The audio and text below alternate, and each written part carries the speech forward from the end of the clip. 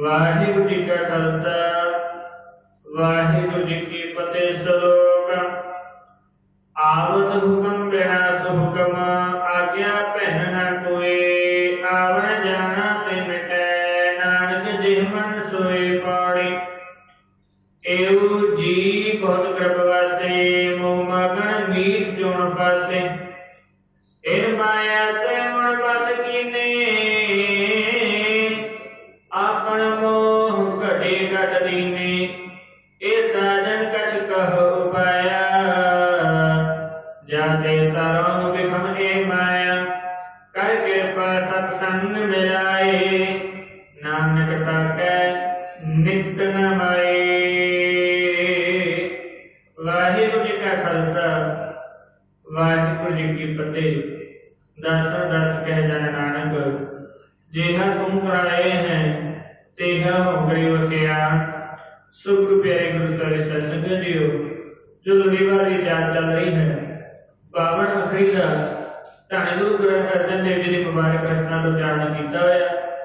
ये पावन अखरी का 7वां लड़ीवार का शब्द जो कि धन गुरु ग्रंथ साहिब के मुबारक अंग 251 में सुशोभित है। श्लोक दे विच की निरंकार दे हुक्म विच वापरदा है की हुंदा है ते किवें पलट सकदा है उहदा अज बड़ा विस्तृत रूप बख्शिश कर रहे हैं। श्लोक आवत हुक्म बिनाश हुक्म आज्ञा पहन न कोई। कहते आवत हुक्म जिहड़ा संसार दे विच जी आंदा है मेरे पाशा कहते उसका आना भी उस हुक्म दे विच क्योंकि आना हुक्म दे विच किवें है क्योंकि कईयां दा हुक्म दे विच नहीं हुंदा ते वो जन्म लैंदे सारे संसार चों कूच कर जांदे ने चले जांदे ने ते कई ऐसे ने इस संसार नूं देखण तो पहला ही गर्भ च गल जांदे ने। धन गुरु अर्जन देव जी कहंदे जन्म लेना भी निरंकार दे हुक्म विच है क्योंकि हुक्म है अंदर सब को बाहर हुक्म ना कोई। हुक्मे उपजे हुक्मे बिनस है हुक्म दे विच ही कहंदे संसार दे विच जीव आंदा है ते उहदे हुक्म पाने दे विच ही विनाश भी हुंदा भाव इस संसार को कूच भी करता है। आज्ञा पहन न कोई उसकी आज्ञा उसके हुक्म तो बिना कहते इस जीव का आना भी नहीं पाएगा तो जाना भी नहीं पाएगा क्योंकि ऐसे कह लीए साडे आना निरंकार दे हाथ जाना भी निरंकार दे हाथ। क्यों क्योंकि जित दिहाड़ा धन वरी साहे ले लिखा है।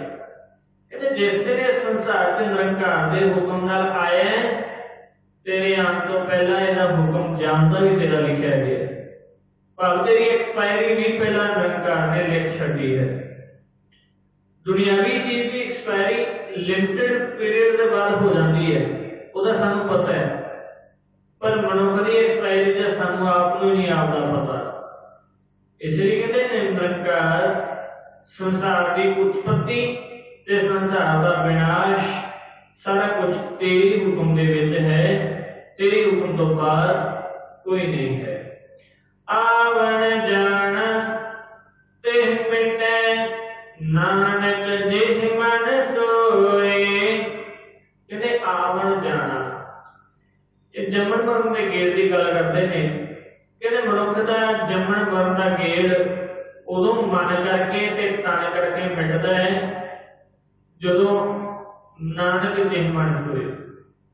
कहते नानक जिसके मन के निरंकार का ज्ञान भर जाता है इंज कह लीए जिहड़ा गुरु का हुक्म मनना सीख जाता है क्योंकि आपे हर एक रंग है आपे को रंगी कहते रंगा तो अनेका रंग बनाने वाला है भाव खुशी भी देने वाला है दुख भी देने वाला है उसके हुक्म दे विच है।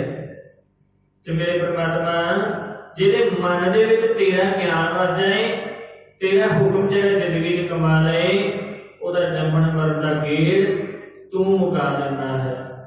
पौड़े एवं जी बहुत गर्भ वास्ते एवं जी इत्थे जी आया सारी संसार सारी कायनात वाली, क्योंकि जीओ आना एक दी गल होंदी, इत्थे बहुतियां दी गल है। कहते इस तरह अनेकां जीव गर्भवासी गर्भ दे विच वास करदे ने, इस संसार की पैदाइश होंदी है। पर मोह मगन मीठ जोन पासे, पर कहते जिवें आपां कल भी श्रवण कीता जी, जन्मत मोहियो मोहनी माया, कि जन्म सार ही इसनूं मोहनी माया ने ठग लिया। धन गुरु अर्जन देव जी अज के शब्द च भी सानू उदाहरण वही दिंदे ने, पर तरीका बदल गया। मोह मगन कहते जन्म लेते सारे माया के मोह दे विच मस्त हो गए। भाव प्रेम दे विच पहला मां बाप का प्रेम हुंदा है, फिर धीआं पुत्रां का प्रेम हो जाता है, फिर धन दौलत का प्रेम हो जाता है, तो फिर कहते अपनी उम्र का प्रेम हो जाता है। कहना मतलब कहते सारा कुछ माया का रूप है, त्रिगुणी माया है। कहते इन्हू जन्म लेंदे सार ये त्रिगुणी माया के मोह ने अपने लपेटे ले लिया, अपने लपेटे लैके जिसनू अपने विच मस्त रखती है। कहते मोह मगन मीठ जोन पासे, एक मोह नूं मिठा समझी बैठा है, पर कहते जिहड़ा मिठा मोह है इनू जोना दे विच फसांदा है। भाव जमन मरण के घेर दे विच यही मोह लांदा है। कहते मोह लाना है ते निरंकार दे नाल, गुरु के शब्द दे नाल, पर यह मोह ला रहे जीव इस कायनात दे नाल, धीआं पुत्रां दे नाल। कहते ये नहीं मोह नहीं करना, क्योंकि मोह तो बिना दुनिया चल नहीं सकती। पर गुरु पातशाह कहते लिमिट हद हर एक चीज की जरूरी है, हद जरूरी है। पर माफ करना असी मोह दे भी हद लग जाते हैं, लालच की भी हद लग जाते हैं। तो गुरु कहते हैं हद जरूरी है।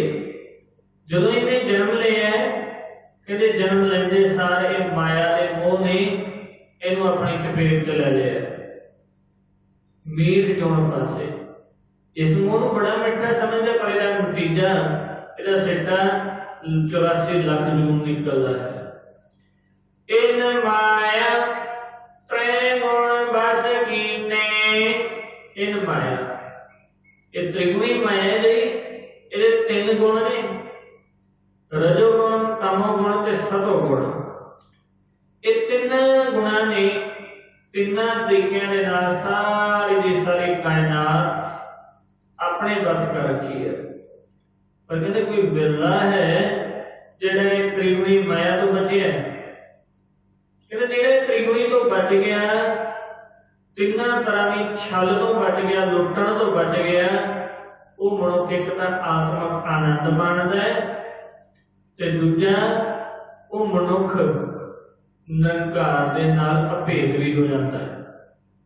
क्योंकि जो अभेद होने की निशानी है कि वो मुख चो वचन बाहर से निकलते हैं, वो संपूर्ण पहला हो जाते हैं। तो यही गुरु पातशाह समझा रहे हैं भाई, इस अवस्था तक तो कोई बिरला पहुंचता है, क्योंकि इस अवस्था के पहुंचने तो पहला भगती के हरेक पड़ाव से माया ने छल मारनी ही मारनी है। इंज कह लीए जिवें कोई खिडारी खेड खेडदा है, खेड दे विच जितण दे भी पॉइंट ने ते हारन दे भी रूल रेगुलेशन होंदे ने। चाहे स्कूल ला लीए, चाहे खेड ला लीए, चाहे साडी जिंदगी ला लीए, इस भी खेड दे हार ते जितण दे पॉइंट ने। कहते जे तक ये 5-14 के हथों हार गया तो जिंदगी हार के चले जाएगा जुए दे वांग। पर जे 5-14 से काबू पा रहे हैं तो ब्रह्म ज्ञानी बन जाएगा।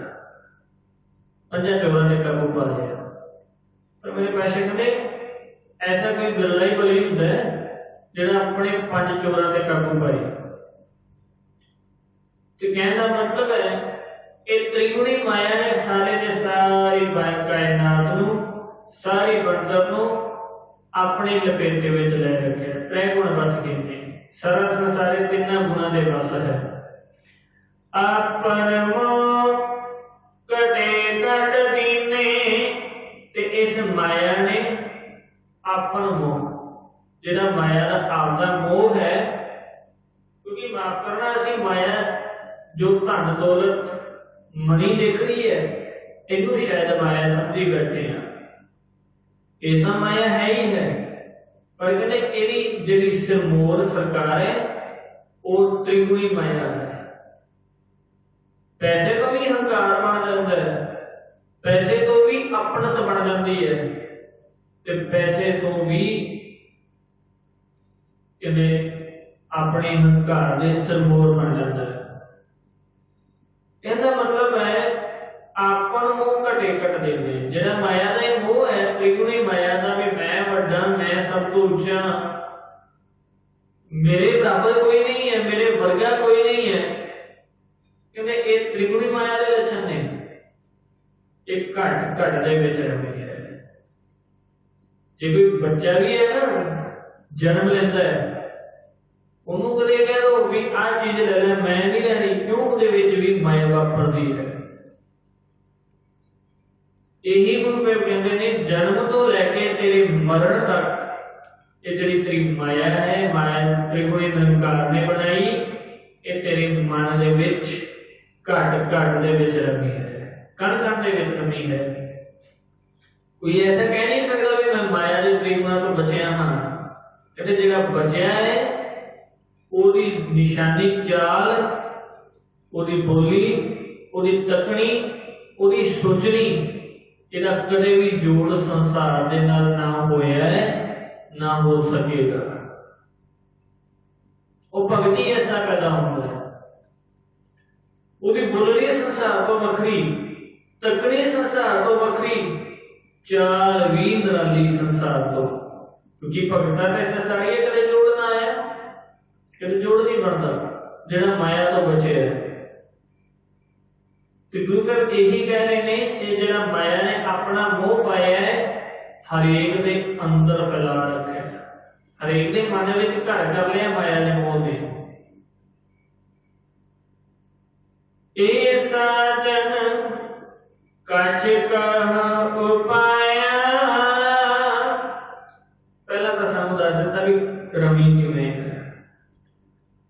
हुण कहते इंज एक उदाहरण ले लईए, इंज रमी है जिवें कोई मनुख दलदल दे विच फसिया होवे ना, दलदल चों निकलण दी कोशिश करे, दलदल च फसदा जाए, ते कहते माया दे मोह दे विच भी इंज ही मनुख फसिया है।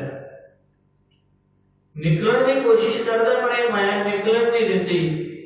ये निकलण नहीं देती, इस कंडीशन को बयान करते हैं। जिवें कह रही है, कोई कह रही है ना मरदा बंदा तरले पाता भी मैनू बचा लो किसी तरीके, इस तरह गुरु से बख्शिश कर रहे हैं भी मनुख माया के मोह में मर रहे हैं दिन रात। तो गुरु अगे विवेकी करता है, ये साजन कछ कहो पाया, हे मेरे साजन, मेरे परमात्मा पति, मेरे मित्र, कोई उपाय दस, कोई तरीका दस। क्योंकि निरंकार दोनों का जहाना का वैद है, वैद ही इलाज कर सकता है। जिहड़ा मेरे वर्गा पखंडी वैद होए उन्हें इलाज कित्थों पता। इत्थे गुरु अर्जन देव जी अपनी बेनती करते हैं, ये साजन, ये मेरे मित्र, मेरे निरंकार, कछ कहो पाया, कोई मैनू पा दस। मैं दलदल दे मोह दे विच फसिया, इस माया दे मोह ने मैनू मोहित कर रखा है।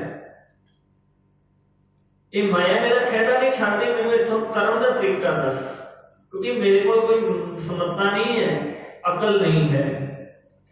जाते तारों बिखम ए माया, ऐसा कोई तरीका दस जिसदे नाल तरों ये बिखम ए माया, तर भी जावां पर किस तो बिखम, बिखम का भाव है औखा, नामुमकिन चीज जी है माया जितनी, इस नामुमकिन माया तो भी मैं बच के तर जावां, जित जावां, ऐसा कोई तरीका दस। ऐसे कह लिया ना कोई काम साडे तो दुनियावी हुंदा ना होवे, पर आपां किसी की सलाह लै लईए भी मैनूं इह तरीका दस भी मैं काम किवें करां, कोई सौखा तरीका होवे। ते इसे तरह गुरु ਸਾਹਿਬ की सलाह गुरु ਸਾਹਿਬ सानूं अकाल पुरख तो लैण दा तरीका दसदे ने। इसलिए बेनती है कि मैं आप गल्लां करदे हां, गल्लां दे विच रुझ जांदे हां ना, एक्सप्रैशन दिंदे हां समझाउण लई किसी नूं। इसे तरह जे किते गुरबाणी पढ़न वेले भी रुझ जाइए ते गुरु सानूं समर्थ दे देगा, अकल देगा। ये साजन कछ कहो पाया कि मेरे परमात्मा मैनूं कोई तरीका दस जिहदे नाल औखी माया जिहड़ी है, त्रिगुणी माया जिहड़ी मेरी जन्म तो ही चिमड़ी हुई है, इस तो बच जावां। ये जिहड़ी चुड़ैल जन्म लैंदे सार मेरे पिछे पै चुकी है, 5 तरह के जिन मेरे पिछे पै चुके ने, ये अखीर मरण तक अंत श्वास तक मेरे पीछे रहेंगे। ये तो तरन का तरीका है। कर कृपा सतसंग मिलाए, हम तरीका भी आपको समझाना कर रहे हैं। कर कृपा, मेरे सतगुरु मेरे ते कृपा कर, बख्शिश रहमत कर, सतसंग मिलाए। सत का भाव है सच्चा, संग का भाव है संगति, सच्ची संगति मिला। सच्ची संगत कैसी है? सत संगत कैसी जानी है? जिथे एको नाम बनानी है। कहते जिथे एक नाम का विख्यान होवे, एक अकाल पुरख की उतत होवे, वो सच्ची सत्संगत है, सच्ची वडियाई। ये नहीं मेरे वर्गा किते बह जाए ते गल गप्पां अपनियां ही लग जाए जी मेरे नाल आ होया है, मेरे नाल आ होया, वो सत्संगत नहीं गिणी। गुरु ਸਾਹਿਬ कहते जिथे अकाल पुरख की वडियाई होवे, उस सच्चे बाप की वडियाई होवे, वो सत्संग है। जिहड़ा जम्मण मरण तो रहते जिहदी वडियाई करे। कर कृपा सत्संग मिलाए, ऐसी सत्संगत मैंने मिला, बख्शिश कर। क्योंकि आप राष्ट्रीय कदेवी पढ़ते हैं, सही प्यारी मेल जिन्ना मिलया तेरा नाम चेते आवे, ऐसे प्यारी मेल जिन्हों मिल के तेरा ही नाम चेता आवे, होर ना याद आवे। क्योंकि माफ करना असीं तां इहो जिहिਆਂ ਨੂੰ मिलना चाहते हैं जिहदे नाल सिर्फ ते सिर्फ साडा मन परचावा होवे, होर कुछ नहीं। पर गुरु ਸਾਹਿਬ कहते जिहड़ा असली भगत होएगा ਉਹਦੀ ਇਹ निशानी होएगी भी ਉਹੀ प्यारे मिलने कर जिहदे नाल तेरा सिमरन याद आ जाए। इसलिए मेरे परमात्मा तेरी सत्संगत का मिलाप दे, बख्शिश कर।